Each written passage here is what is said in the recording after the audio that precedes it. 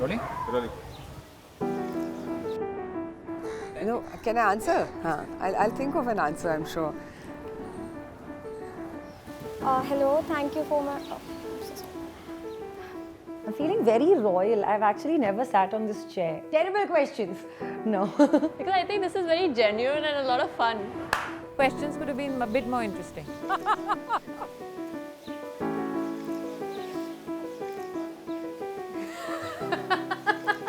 No, I like the interview because it helps me think beyond my usual work. I've answered all the questions, or some really tough ones, as honestly as I could, and I thought I was being funny as well at times. I've talked really nice. Okay. You should watch this interview because I put on an extra special lipstick for you today. I don't know. Watch it if you like, don't watch it if you don't like. Because it's on your channel. No other reason. Cut.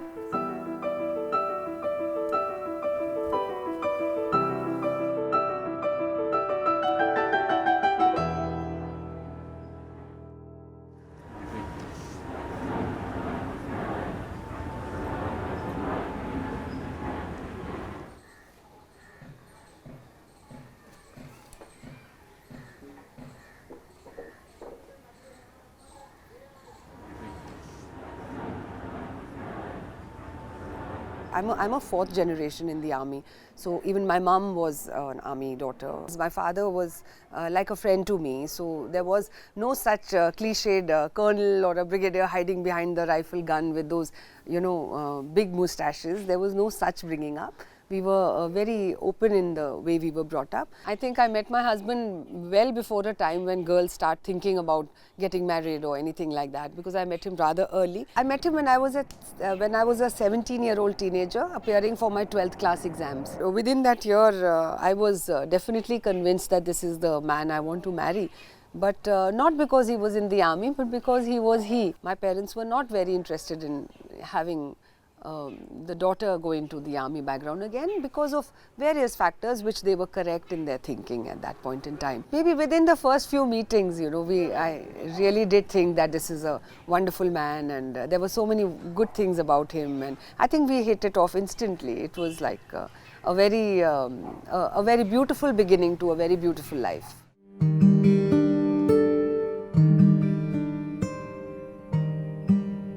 If you're talking of us as a married couple, we used to try to say 100 days. So you should try to come on a leave between 100 days. That was our mantra, but sometimes it just doesn't happen. Sometimes you see him after 200 days, 250 days. And about communication, it was horrible that time. We were totally into letters. I used to write every day. If he was on an air-maintained post, like all the rations and supplies and everything is going in by chopper. So the sortie has gone in only after 40 days. So they're carrying all 40 letters together. So I had to, date and time. He used to like time on the letter.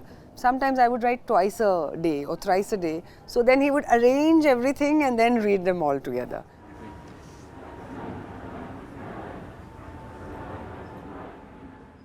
Maybe a civilian would still feel that, the glamour is great and the life is great and my daughter is going to have a wonderful time.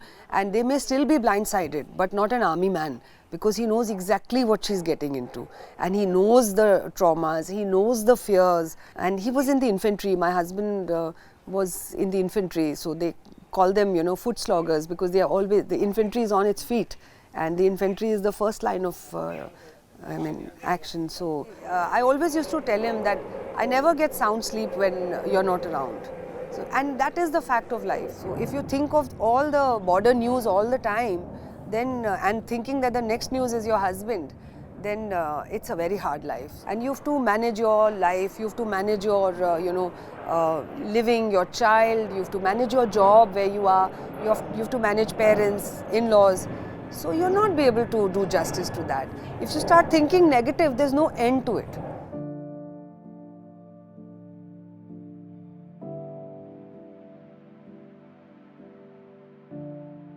Yeah, so I work from home. I work in the Sri Ram school, so I was taking my classes, and my class finishes around 1. And I generally don't take calls. I can't take calls during my work time. And there was a particular, one of our closest friends, Anil, and he called once or twice, and he obviously knows that I work, and I was cutting the call, and then I WhatsApped like question mark, like. So then he said, "Ma'am, may I call?" And immediately then I muted myself and I took the call. He said, "Ma'am, did you see the news?" I said, "No, I'm working. Where will I see the news?"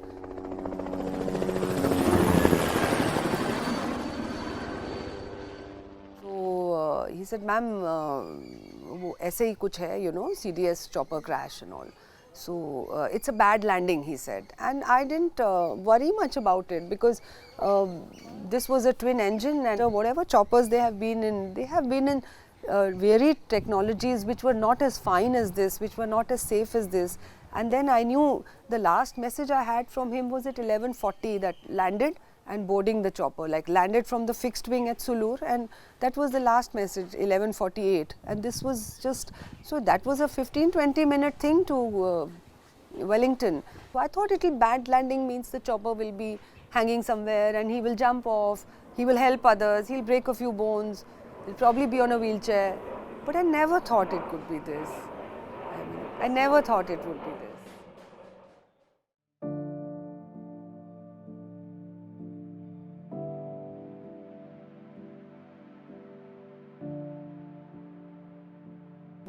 Immediately I was totally shocked and totally shattered, and it took me a whole while to get hold of myself. And my first thought was to go to my daughter and get her in my arms and tell her myself, and so that way. So it was very hard.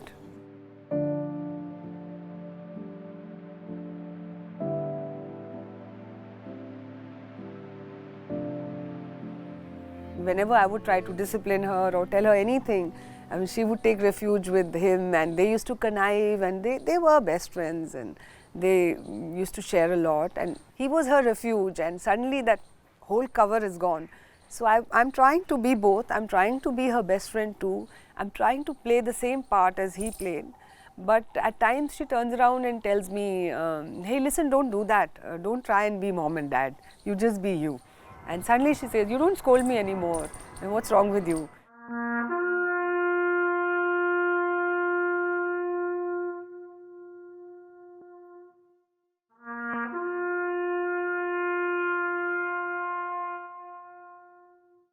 I think I was numb at that point in time, and I must have just, been totally honest to the bone and seriously thinking he was a soldier all the way. And for me, my smiling face was the best thing that he liked, and he loved it about me that I was never one of those women who used to stay away from him and whine about anything. He used to love that about me, that whenever he used to call from any other location, I would always say, "Yeah, we are happy, we are doing this." I always led a full life, and I wanted him to feel that all is well. So because and that is why I said that I'm a soldier's wife, and we must give him a smiling send-off, because that's probably the last time he would know I'm around him, and after that he's gone forever. So he must see me smile, or I must smile and see him off, and because end of the day he's gone in uniform and he's gone doing what he loved to do.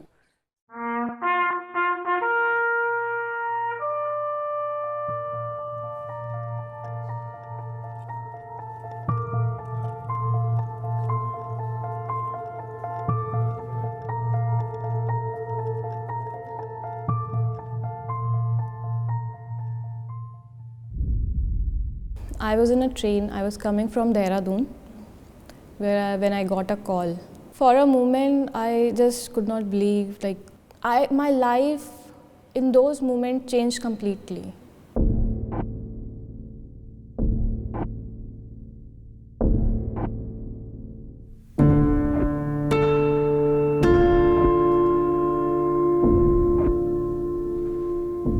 And the very second thought, the thought that came was Ma. I was not sure. I could not gather courage, to feel, even I was not sure how I'm supposed to tell this to Ma. I was not sure if she's going to be okay. To be very honest, you can never get over that.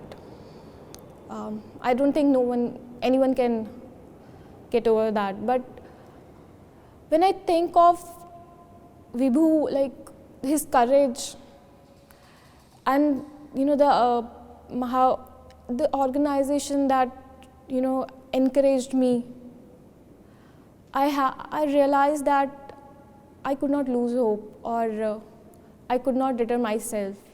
So I have to be there for my family.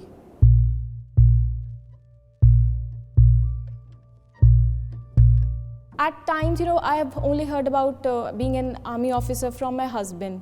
Being in a corporate life, sometimes I was not able to understand at times, what it's all about. If I would be able to do certain, physical tasks. Once I got into academy and I start doing it, I realized it's more in your head. If you made an effort, you'll achieve it. What actually matters is you actually tried for it. Probably not, not the first time you may not, succeed, or you may not win. It's eventually when you keep trying, you will achieve your dreams.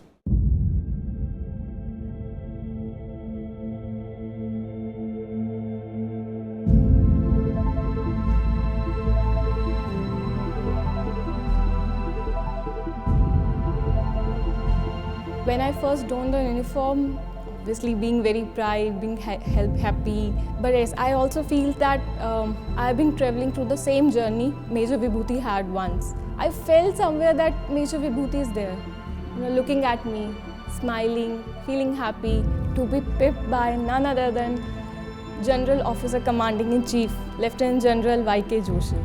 Amazing. It's how he mentioned that how proud he feels.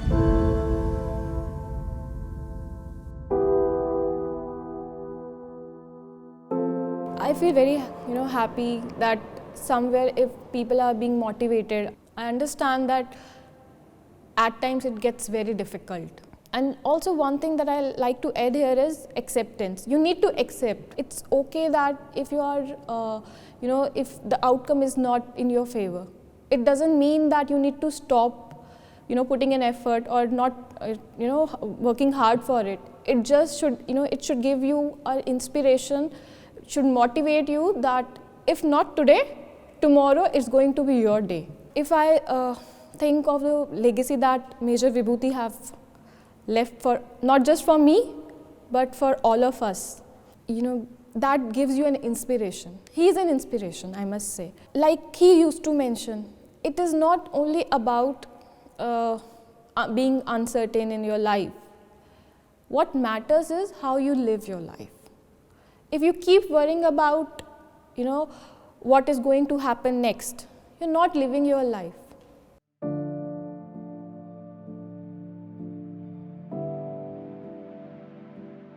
It is hard, and more than the habit, it is that whole reason for life, Suddenly, if we don't keep alive with what we have and the warmth of our community and our friends around us, like Army is a big community. We have a lot of friends around which are really holding us in a very special way, They are, attending to us, they are around us, they are, caring for us all the time. The kind of support, the kind of encouragement I have got from this organization is something I probably may not be able to express also. It not only toughened me, physically, but have also made me mentally way more stronger. As the Army family, as we don't leave each other like that, and we are still bonded by love. We may not be bonded by duty anymore, but we are bonded by love. If that was not there, then probably suddenly you'd feel like there's a loss of, what is there to do? Like the loss of reasoning has set in. I think we are living through the toughest first year of our life. Whatever you are planning or, your success is just waiting for you. All you need is to try. So this is what I have learned from my organization, I must say. Whatever has happened in the past, don't let it impact your present. What matters is your present. It's the faith, the hope sometimes that holds you and pushes you to move forward. Whatever cards are dealt to you, and they may suddenly be different from whatever you were expecting. Like they say EQ and they say IQ, and there's one new thing I'm learning which is AQ. So adaptability quotient should be very high.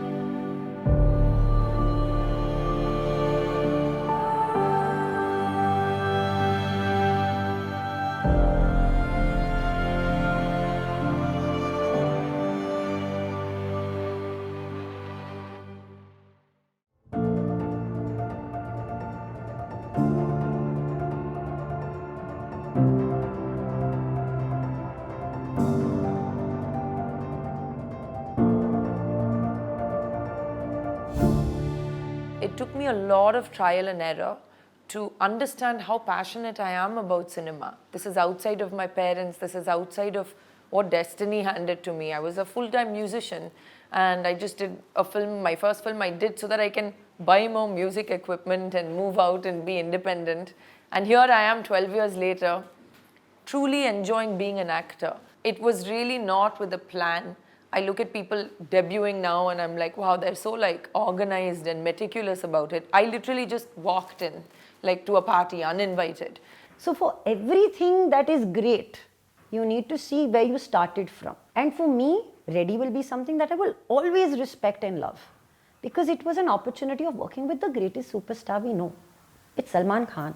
When I got this part, and I got it based on my audition, based on my own merit, I'm like, I'm the boss. For me, when I came to this city, I honestly didn't think I'm going to make it as an actor, so to speak. Everybody else wanted me to be an actor. No, to chup.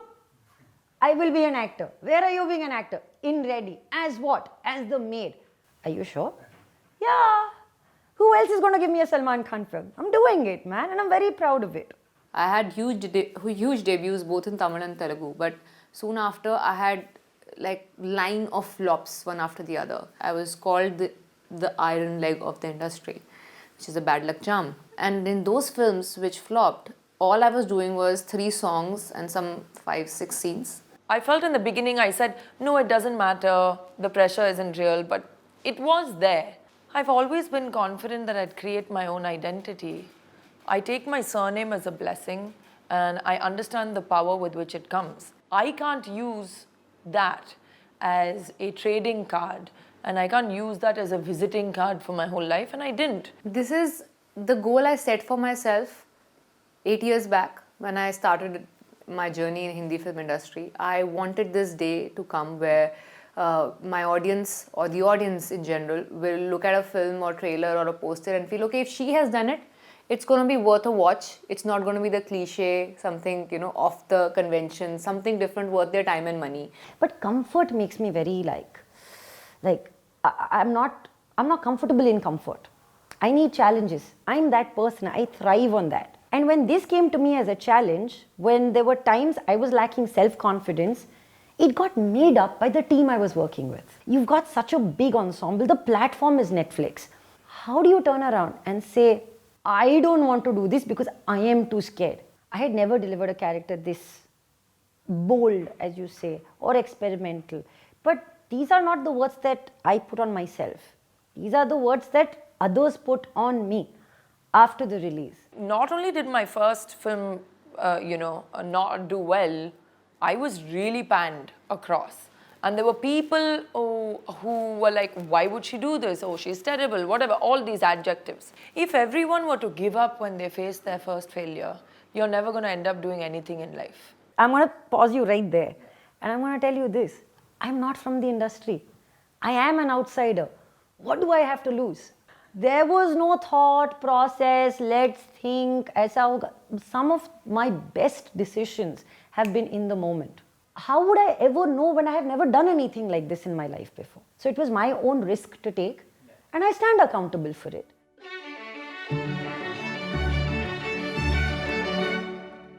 I've never been a fan of the term women-centric. It is stories. Films I've been part of, we are pandering to the male gaze and the male point of view and the male positioning. I don't like the term women-centric, but I do understand why that's required to classify that we are taking that step. But then you have films like Mother India, and you have films that have always been a part of Tamil, Hindi, Malayalam cinema, which are female-led.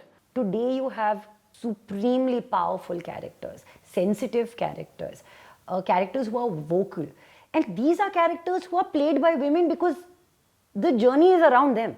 We can ask a billion questions about what is not happening. But what makes me proud is that I'm a part of a collective. I'm a part of a culture where we have a Zoya, where we have a Reema, who tell stories which do put women in the strong light. I definitely choose characters who have agency of power and choice, power and choice, because that is what was lacking, I feel, in a lot of our films before. She can be right, she can be wrong. She doesn't need always to be the most righteous character, demigod. She's as regular, normal a human being as any other gender. So why the expectations of doing only the right lies on her shoulders? I am very grateful to be in this time. As I told you, when I came to this city at the age of 27, I would have been a written off actor. Tell me, hasn't things changed drastically in the last 12 years? I honestly believe the world requires a lot more celebration of what we are doing today. It is changing, but I would think it would be very unfair for this generation of actors or creators to say, we are the ones who have done this. We're not. We've always had female-led stories. Now they are recognized and spoken about in a different context. If you ask me why there are male-dominated films, the question is, why are we such a male-dominated society? She cannot just be there because you need a female energy around or female presence around to cater to the protagonist. I don't mind having a lesser screen space part. I made a career out of a 7 minutes role in Baby, which eventually got a spin-off because people loved that small character that I portrayed.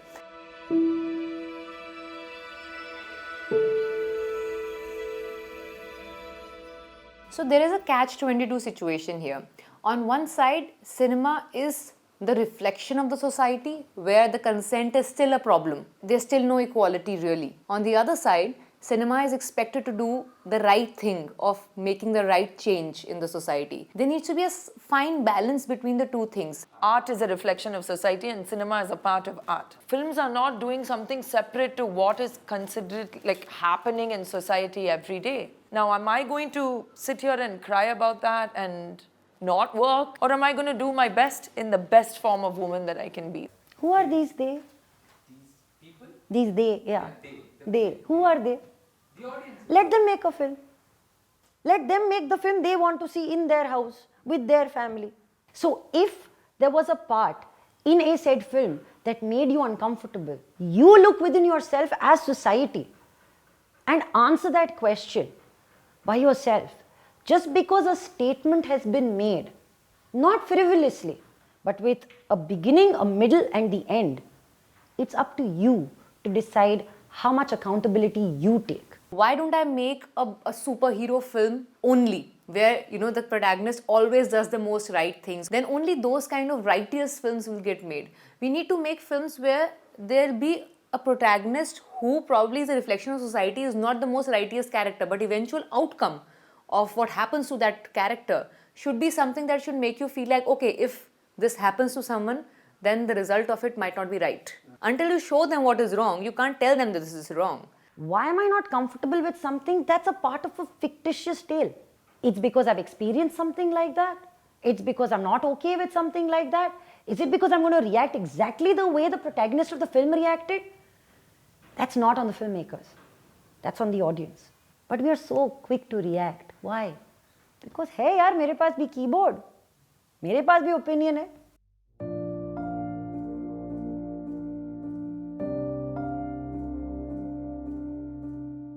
Yeah, I do believe that when I have encountered characters and if there's something that strikes me as a red flag, I do raise my voice and say, first of all, as a character, does it match her graph? There are roles I've turned down because I'm like, no, I don't want to promote this level of submission, or I can't play this person, and I shouldn't. I feel that across the board there has to be a responsibility with what you're putting across, because people do watch it and they do get influenced, When I did Judva, I was at the cusp of that point in my career where if I would have continued to do the kind of films I was doing, the same, the unconventional, the out of the box, different concepts, strong woman, they would have slotted me in the offbeat actress category. I had to break that at that point to show them that if I want to, I can do this also. But I choose not to do it.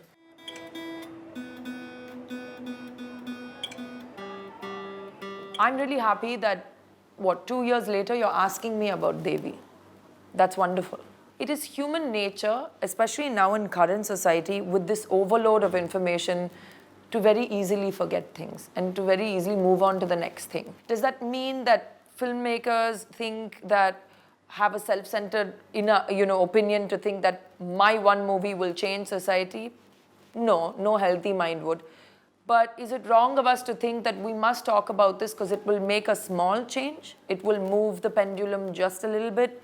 It will make people discuss this just a little bit. That's something we can do, and we do, despite wondering whether people will remember it or not. But if you talk about specifically about Thappad, it was not as much about the slap or just a slap. It was what happened between the slap and till she left the house. And likewise, if there's so many other women who got strength, I did receive such letters where they were like, after looking at it, I feel like it's time I need to stand up. I'm glad, because if this really helps them to realize that they also hold a position of respect and they deserve the respect in the relationship equally. When Sacred Games released on the 6th, on the 10th I was taking a flight. On my way to the airport, I saw Google trending. Is Kubra Seth male or female? I said, if I have been able to convince people to go to Google to search this, my job is done. We weren't doing this to make a statement. Okay, we will be the first ones to do this. No, we were doing it because we were telling a story. We were true to the story. And when you are true to a story, when you are true to your gut feeling, and you end up telling something through somebody, through a team, then you need to leave the rest. Yes, I feel really glad and happy that women associate with my characters. They take back something from the roles I do. I had women walk up to me, tell me that this looks like it's my story, which was very awkward for me because I did not know how to respond to it. That should I say thank you, I feel nice about it, that or no, but that's something that really sad that happened in your life. I'm at loss of words at that point. How do I react to it?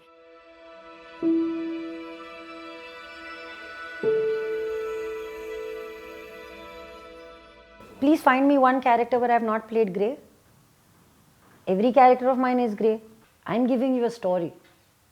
If you resonate with it, good on you. It doesn't resonate with you, I'm sure you'll find something else to watch, something else to consume, something else to mull over. Please go ahead and do it. So that's again a very hypocritical stand. On one side, they want me to be the strong woman, independent strong woman. On the other side, they are taking the agency of choice from my hand by saying she should not do this, she should do this. The problem is not in showing a grey character. The problem is what is the eventual outcome of that story. For example, when I did Haseen Dilruba, there were a lot of people started saying, oh, this was the same girl who was condemning what happened in Kabir Singh, and now she was like, okay, my husband can do whatever he wants with me, but I will stay in this relationship. I want to just ask those people that see the eventual outcome of what happened to the husband and wife eventually, what kind of life they ended up living. It was not like they lived happily ever after, everything went very happy and glorious in their life. They paid a price for being the toxic characters that they were. So the grey area of women is extremely important and unexplored. I think that, it's like good girl and bad girl, and then like sanskari and unsanskari, and then modern and traditional. And there's all these like poles that we have to jump between.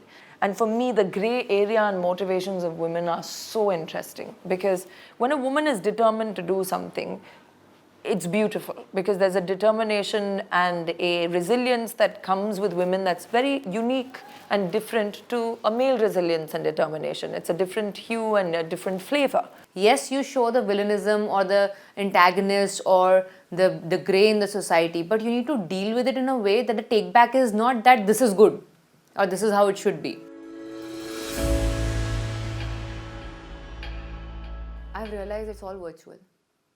Literally and metaphorically. When pandemic hit us in the first lockdown, there was so much of toxicity, negativity, hatred, especially around celebrities, actors. Without taking names, I can tell you there are people who just live on toxicity on social media, will DM me saying, don't mind, this is just for fun. But when I came out of it, I did not see any of that. I only saw people still showing me love, still talking to me well. Social media is as real as it gets and as fake as it gets. It's a value addition to my life, as I said. Social media has only allowed a digital voice for the negativity that's always existed. There's always been people who are commenting on other people's business. If someone's giving you good energy as well, and it's too much like Shruti ji आप सबसे best हो, वो तो सच है ही नहीं. तो उसको भी seriously मत लो और गाली को भी seriously मत लो. It's that simple for me. If somebody wants to come to my door, they have to ring the doorbell, right? That social media comment is the doorbell.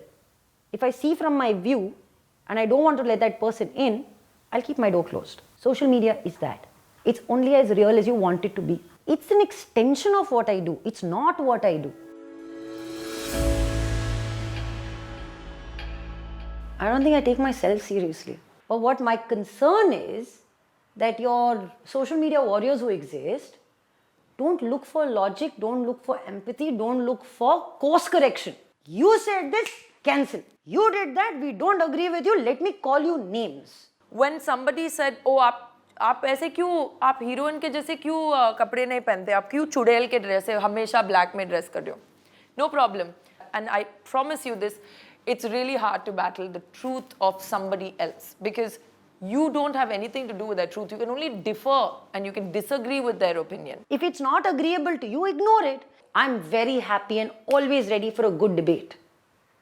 But I'm not ready for your abuse. Like one person once asked me, are you male, female or 2-in-1? I said, no, I'm 3-in-1 that your mother uses in the kitchen. And I gave him gold star.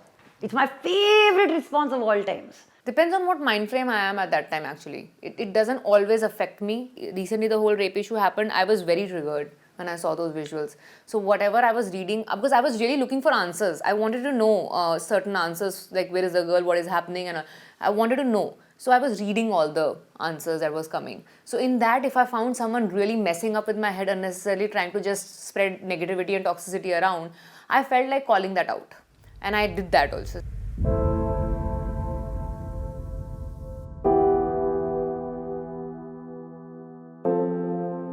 First, it's easy to target a public figure, a celebrity, an actor in specific. Then on top of that, you're a female. That makes it worse. So that's a double whammy. And the word difficult is dandied around like a, like a dangling knife in front of us. Like, don't be a difficult woman. You know what? I'm a very proud difficult woman because being a difficult woman means I know what I want and I know what I don't. One woman was being subjected to this kind of masculine toxicity where we forgot to see the person who passed away was struggling and suffering through their own journey. We forgot that pain and we just made it like one small little thing going like, oh yeah, let me blame everything on her. Nobody said anything. Everybody just jumped on the situation. They were vultures, they were scavengers. We've grown up on, these kind of TV shows that end up calling women these weird names, right? And it's a woman calling the other woman that. So how will the men stop anyway? So it's just, it is a system where they'll not even give her a second chance. They'll jump on conclusions faster if it's an actor. And then if it's a female actor, even quicker. Adjectives come and go, but your intention is what marks the character of your life and how you choose to live it.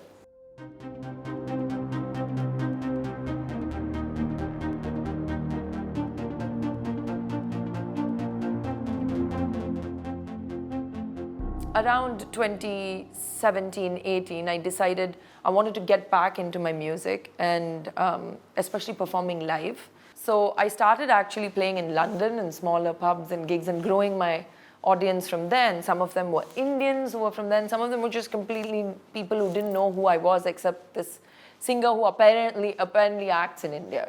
That was it. It was the most liberating restart for me in my head because I could go back to being musician Shruti.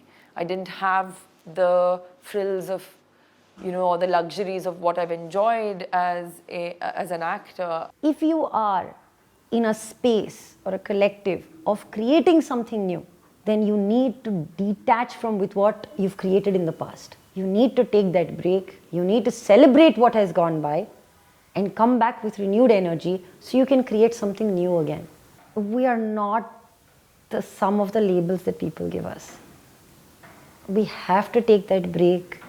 We have to grow out. We have to build our own life. I am not in this delusion that this is going to be till the last breath of my life. So this reality I'm very, very well aware of. I just hope by that time I have had a filmography enough that I can look back to and be extremely proud of, that I did my bit contribution, that people will remember me for some time for doing the kind of stuff that I have done. I know there'll be a day where this will all get over, and then probably I'll move on to something else, because it's just one life and there's so much to do. People were like, she's crazy.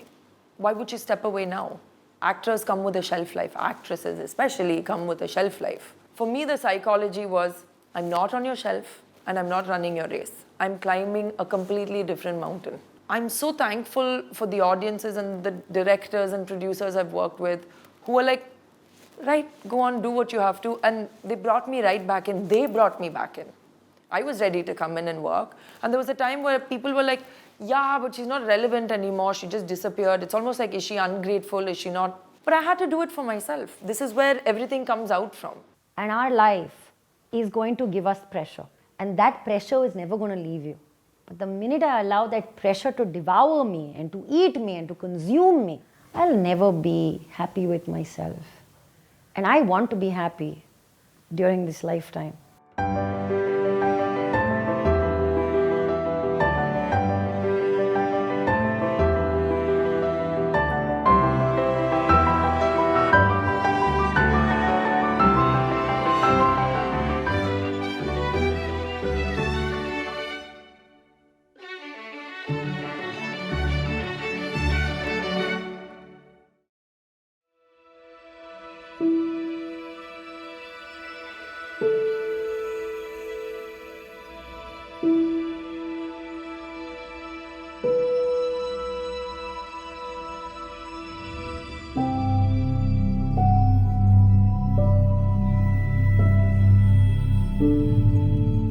I do not believe that one day would suffice. Every day is a celebration of life, man or woman. So I may say that no, we don't need any specific day. Every day belongs to the women and should be about the women. However, it becomes necessary to bring to the discourse the need to have empowerment of women. I am for gender equality. One day celebration is wonderful, but if we did it 365 days for humanity, for me it would be far more meaningful. We put a heavy load on women when we say that if you are to be celebrated, you need to achieve something in life. That one day we are allowed to speak in the parliament, every woman parliamentarian is allowed to speak. So we can use that time to be able to speak the shortcomings of what we perceive as women being empowered vis-a-vis what the reality on ground is. Gender disparity amongst various fields, ages, and in various society is also giving us a harsh reality that we believe in today's times. Yes, the choices I made have been a bit irregular. I chose a media career when it was not such a fanciful career to be a part of, especially not a respectable one. I chose politics when people thought that this is not a sphere that women, or for that matter, educated middle-class families should indulge in. For me, it's very simple. I like my job, so I do it. Please understand one thing.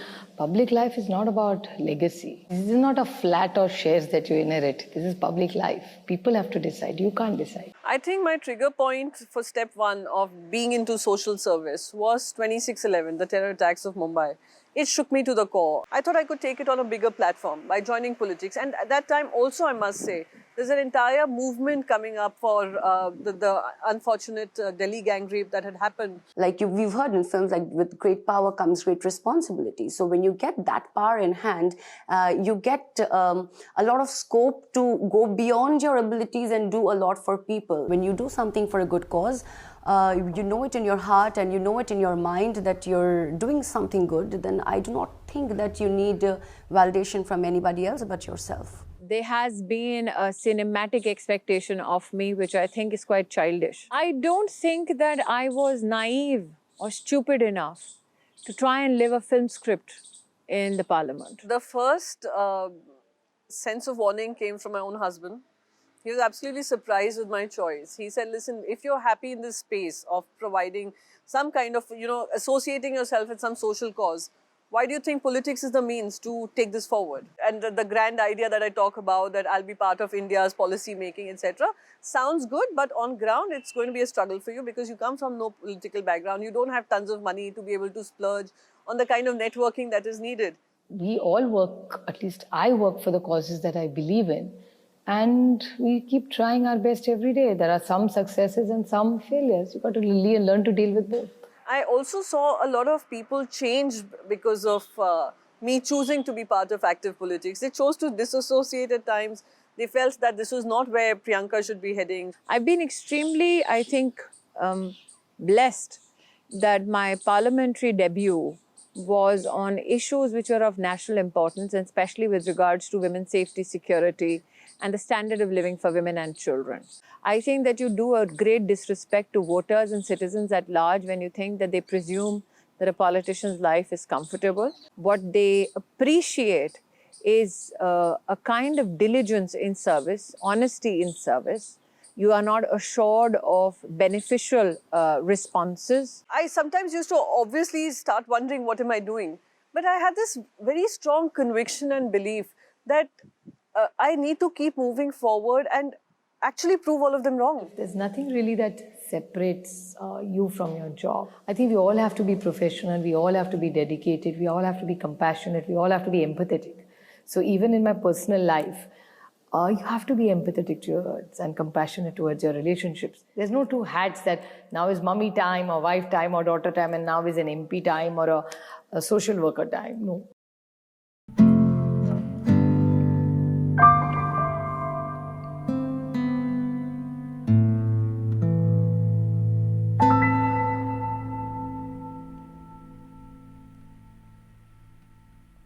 Women are better at their jobs if given a responsibility and job. I won't pull down the men of this country. Absolutely, they have been partners in the discourse. There are several men on board in the Lok Sabha and the Rajya Sabha who believe gross injustice has been done over the years, where while the constitution promised equality, it hasn't really shown in the parliament and political system. Definitely, 110%. I would like to see more women MPs in the parliament. And I think with time, things are getting better also, with women reservation being on the card already. Well, I must tell you one thing, that in Rajya Sabha, NCP has 4 seats. 2 are women and 2 are men. So I feel very proud about it. Even in Lok Sabha, we are 5. I'm one of them. We do try our best. We do try and give women candidate. And I think we all have to practice before we preach. We have an entire dedicated youth wing for women, which is called Rashtravadi Yuvati Congress, where we want young women between the age of 18 to 30, 35 to join politics, get trained, will be future leaders, MLAs, MPs in the party and in the state and in the country. I would always say it has to be a mix of both. That women can walk shoulder to shoulder with men. Empowered woman does not necessarily mean to empower men, but setting the balance right. Do I celebrate the fact that this is the highest contingent of women in parliament and the highest contingent of women as ministers in the Council of Ministers? Absolutely. So it's a welcome move that we have more women ministers, but how empowered are they in the cabinet? How empowered is the cabinet? Is also a matter of concern. While from an outsider's perspective, you see lesser number of women, but from insider's perspective, we see at least there's an acknowledgement coming that there is a gap that needs to be addressed. So if you want to give strength to the voice of women or give strength to the cause of women, you need to elaborate on how, irrespective of our genders, politically we need to converge efforts to strengthen the cause of women. It is a sexist position to take that a women's issue can only be addressed by women. Narendra Modi, being a male leader, has still addressed issues such as menstrual hygiene. The fact that 24 weeks of termination of pregnancy is something that the Modi government brought through as a law and not the female prime minister that we had.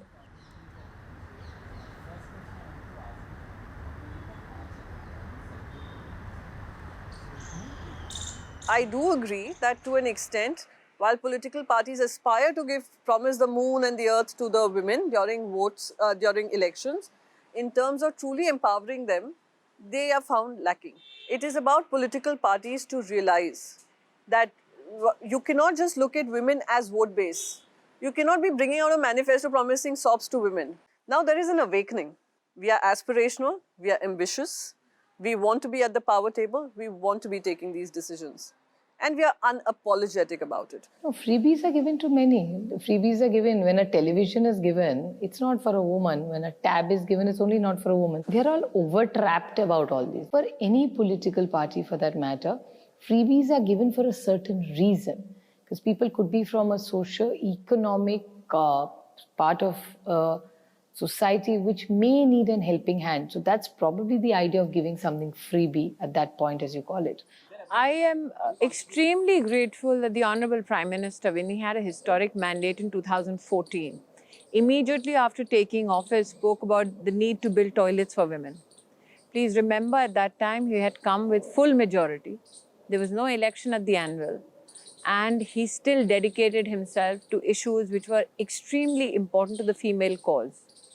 The fact that he built 10 crore toilets, which was not an electoral promise, but he built it because he believed women deserve that respect, and that facilitation is not a freebie, it's a right that women had. Today, if there are political organizations who've suddenly woken up the need to look at women's issues, I think it's a huge compliment to Narendra Modi's leadership.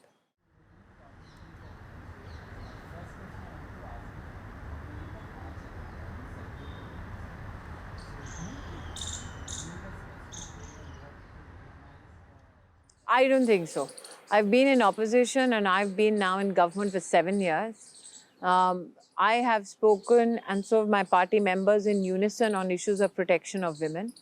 And I think that now there is a space in our country, in our society, when people, parliament comes together and speaks in one voice. You know, there are some problems which can be resolved by creating safer societies. That's not happening. For a woman to step out to work and for her to be able to contribute to our economic growth story, it is a huge challenge. Of course, you have to keep fighting for every social issue. Social issues don't change over, say, 2 years or 3 years or 5 years, but we must raise it. We must talk against it. And I think unless we talk, we discuss, we debate, and sometimes even argue, raise our voice, how will there be a change in society? This romanticism of the fact that voices are divided on issues of security of women, I think needs to be done away with. There is now enough social, political pressure to ensure that when it comes to an issue such as rape, people do not have a misstep or do not misspeak. And if they do so, Parliament and people both punish such an individual. The change should be brought about amongst us, each one of us, amongst our mindsets, amongst the kind of way we are bringing up our children at home. Be it women or be it men, both need to understand the word respect very deeply. I personally feel very embarrassed when some people choose silence because it happens to be in a state which belongs to the party that they're part of. So like I said, it's conditioning. That if we speak up and we speak up against our own government, maybe I will be dropped as a minister. Maybe I will not hold on to that position. So that's when your position becomes more important than your responsibility. Why do we go as far as rape? Why not about a basic thing like eve teasing? People cannot be casual even about eve teasing. So rape is just unpardonable. But what about eve teasing? Why don't we talk about that? You know, no girl wants to be eve teased. Why should anybody? Do we do it to men? So why should men do it to us? I think proud of the fact that I'm a part of a government where Narendra Modi made sure that the gang rape or rape of a young girl is now punishable by death. That is something that this country wanted for a very, very long time. It's very unfortunate that we have taken politics down to this level. I think there have to be some things which are above politics. And there was a time, especially in Maharashtra, where there are a lot of times you could be from different political parties, but some social issues are all in one voice. It's like the virus. It's not you against me. It's clearly all of us, the whole universe against the virus.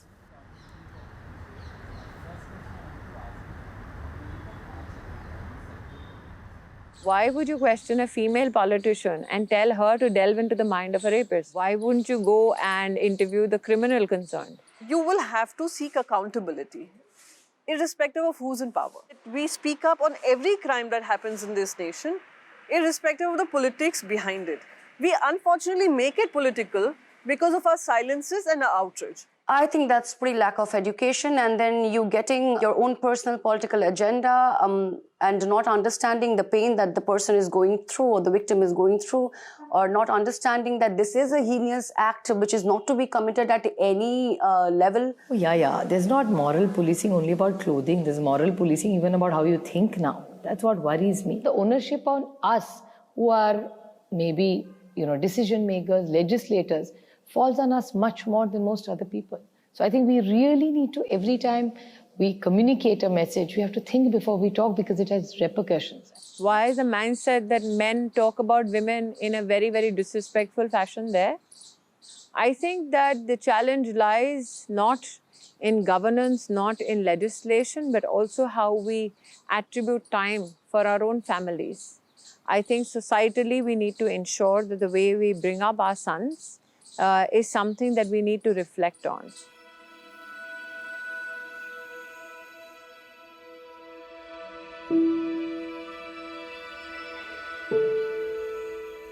It's India, it's freedom of speech. So they have the freedom to speak whatever they want about you. So as a person, you too have the freedom and right to pick up what you want to hear and what you don't want to hear, what you want to pay heed to and what you don't want to pay heed to. I think that the power for somebody to have on you to disturb you mentally just because of a social media post is too much power to give to an individual. Like I said, I'm a self-assured human being. You or anybody else does not define me. All sense of humility, I use the social media interface to engage with viewers or with voters or with citizens at large to put to record my contribution or my efforts. There are all kinds of responses. A lot of those people who have deliberately indulged in mudslinging are now fed up of the fact that they have not managed to disturb me. Okay, so initially I used to get worked up. It also used to create a lot of harassment in the sense mentally I used to keep thinking about why do you think the person said what he did. Over the years, I decided that I'll have to draw a boundary, that if it comes to abuse, okay, now how much more can you go complain to the police? But if it's a threat, a direct threat, then I took it to the cops. Once when someone threatened my daughter of rape, and I said, you cannot pull my family into this. They are not part of this system. I am not answerable to anybody else regarding what I wear, the faith I follow. Is that your job to decide? It's my job to decide, and I think I'm pretty good at it. For example, the Sully deals and the bully bhai thing. I had written immediately to the IT minister saying that this is a source of concern. I have been a victim of that. But I chose to continue speaking up. And that's when one Priyanka was also enough. When I called up the Mumbai Police Commissioner, I said, there are some victims on this GitHub who are from Mumbai. Let's act. What stops us from acting?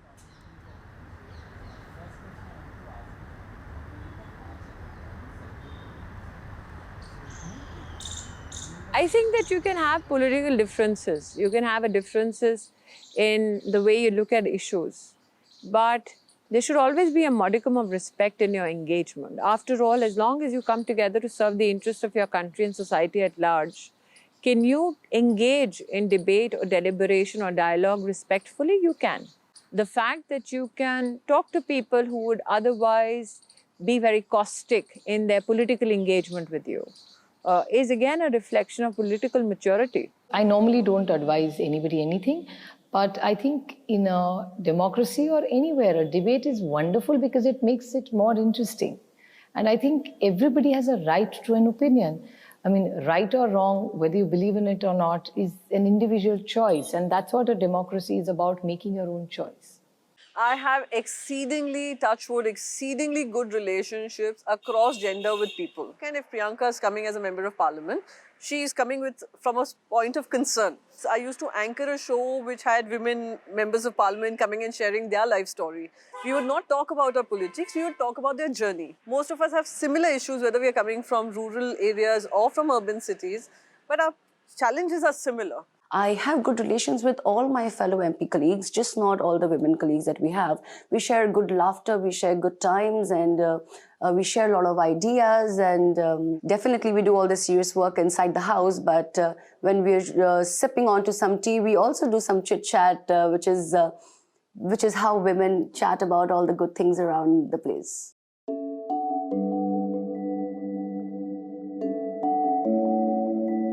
We need to now particularly look at how can we support adolescent girls better so that they have better opportunities to explore as young women.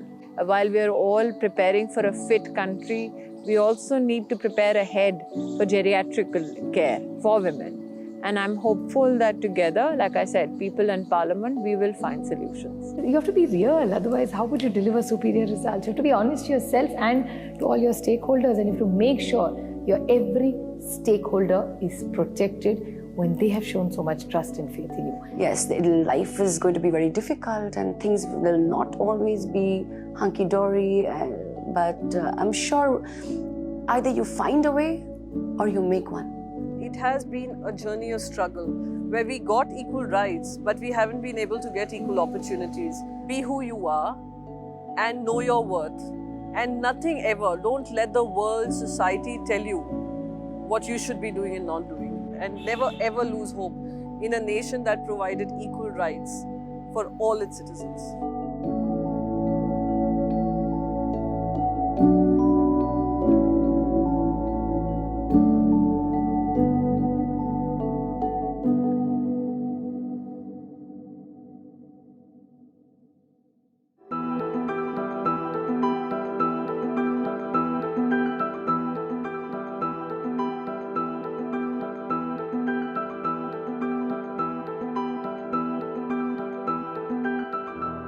Like I started playing cricket at the age of 4, and it was because of both my brothers. I have 2 elder brothers, Enoch and Ellie. So they used to play cricket at home, and I was the only girl at home, and I couldn't sit down in one place. I had to be running around, jumping around, doing something or the other. So if I sit down quietly in one place, means something's wrong with me. I know it's a very young age, and normally like girls used to play with Barbie dolls and all that, but for me it was never like that. हाँ, ball देखो मारो, अभी भी वही है. तो it's the same thing, yeah. When I see Chinese players or Asian जो भी होते हैं, they start when they are 4, 3, 4. So I think this is the best age to start any sport. I started because my sister used to play. तब जीतने लगी थी, तो वो state ranking tournaments होते हैं, तो tiny tots का होता है. Then I started winning, तो मुझे मज़ा आने लगा इस game में उस time पे. और हारने के बाद रोना होता है, तो वो emotions जो होते हैं, तो मुझे वो अच्छे लगने लगे. 20th February 2012, we were going, our whole family was going to Dholpur, and the car rolled 2-3 times, and I don't remember much things because I was very small, and also I was sleeping, but that I got a spinal cord injury. I had paralysis below my waist, so I couldn't feel or move my legs after that, and I was on bed rest for 6-7 months. After that I thought that, you know, this is not the end of the life and I should again start going back to school. And 2015, in my summer vacations, I started shooting as a hobby. Then I participated in a match, and I was competing with other able-bodied athletes, and I was able to win a gold medal in that match. If I can compete with able-bodied athletes, it gave me a lot of strength to go out there and look at the world and say, I can do anything I want.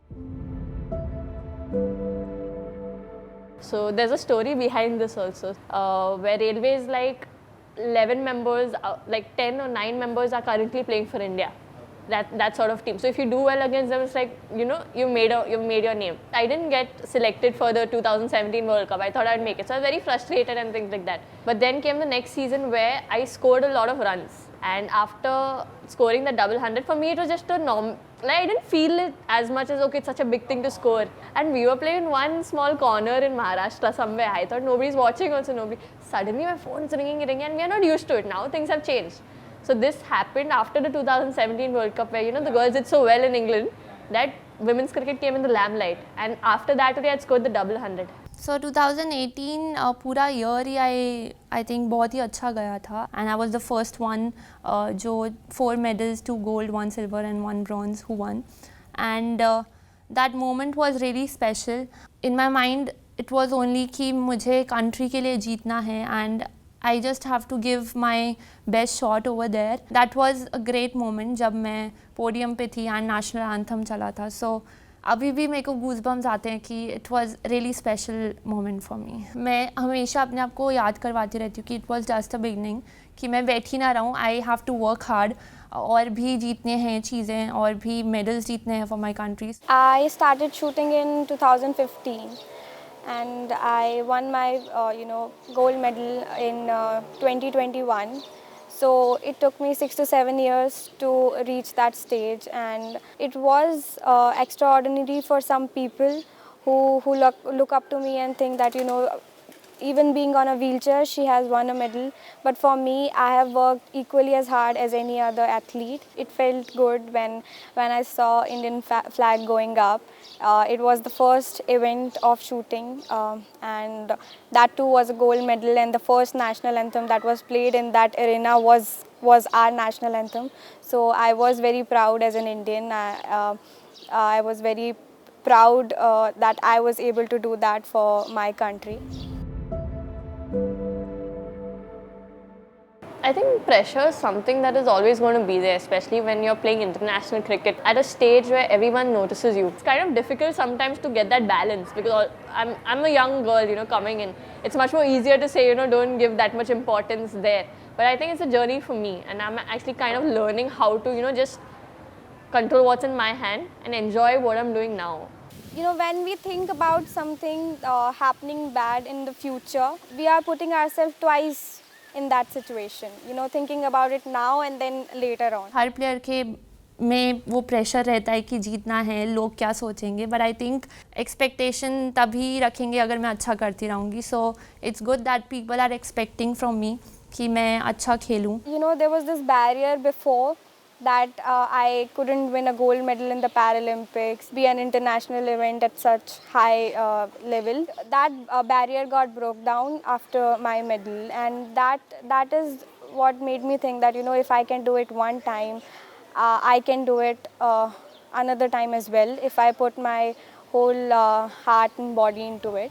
अभी जैसे मार्च में गई मैं, people are expecting to win कि मैं जीतूँ, तो I can not play, like pressure में ही हार जाऊँगी मैं पूरा.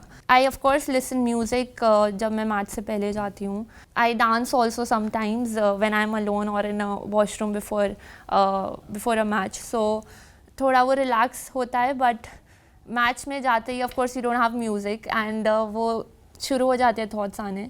सो you just have to think कि मेरे को क्या खेलना है, क्या करना है. सो आई थिंक उससे रुक सकते हैं. आई एम नॉट श्योर कि पूरा 100% रुकेगा, but you can stop those. So how do I cope with a situation that doesn't go my way?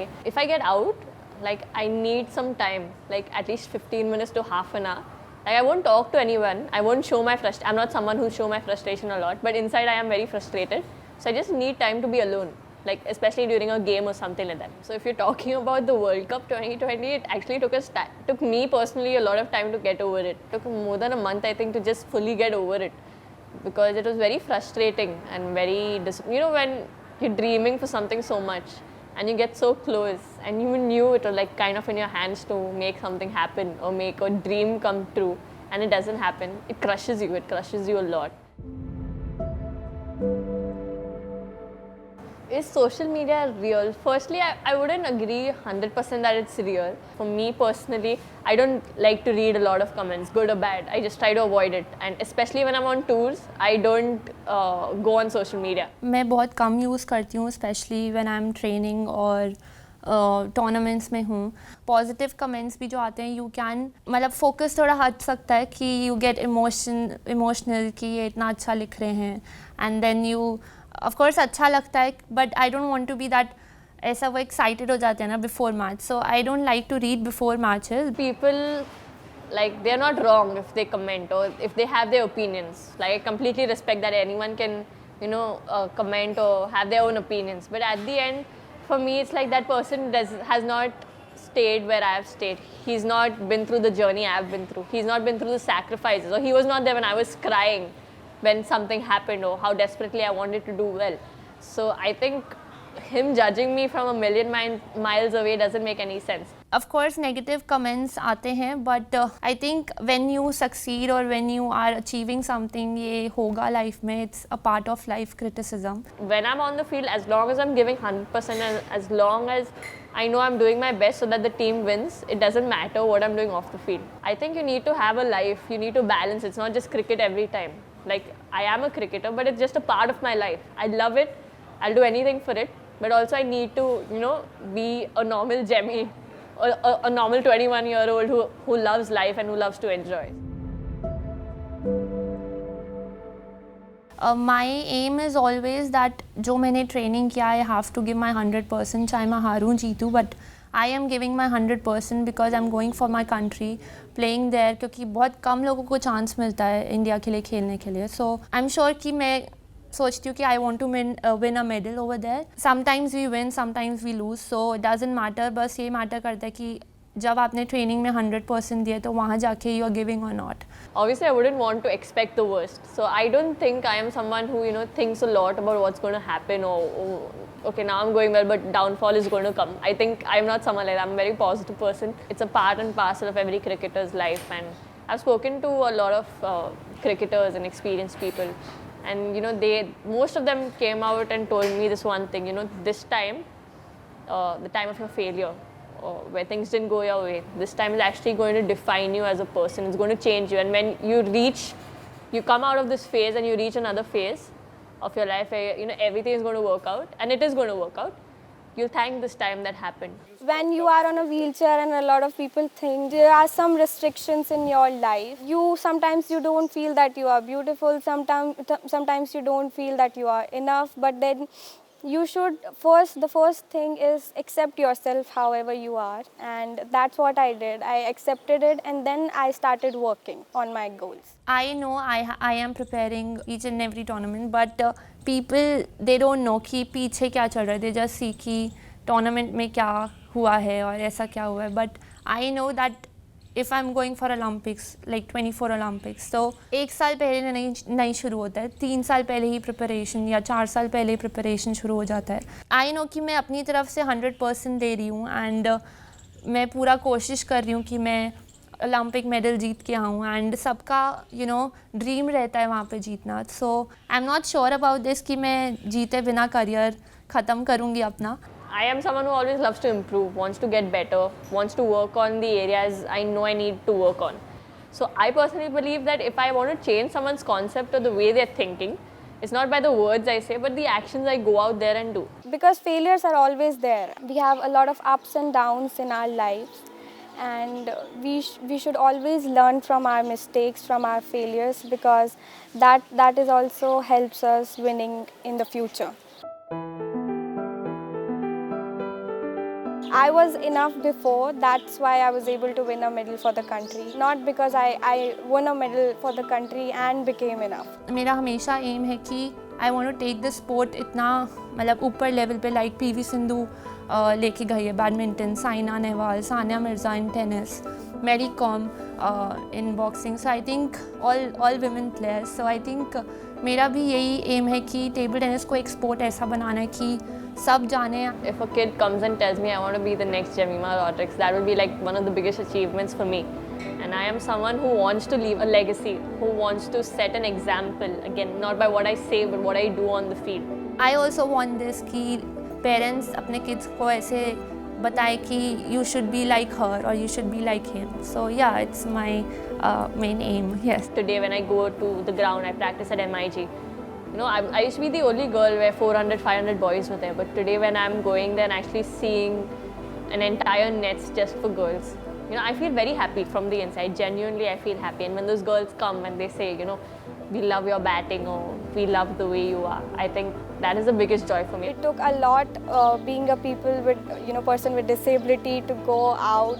Don't try to do something to prove someone else. Just do what you actually want to do and give your 100% to it, hard work to it. I think the biggest takeaway would be, what I did on the cricket field has actually inspired a whole new generation to play cricket and play good cricket or be a better human being. I think that would be the most important thing for me.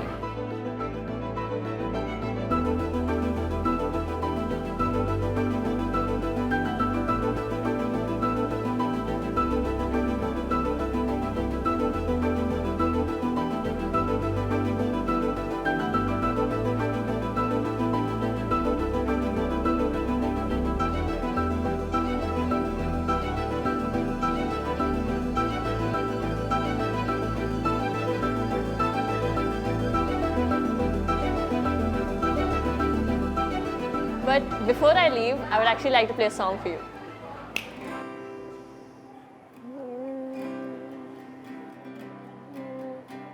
कुछ पाने की हो आस आस, कुछ अरमा हो जो खास खास आशाएं, हर कोशिश में हो वार वार करे दरियाओं को आर पार आशाएं,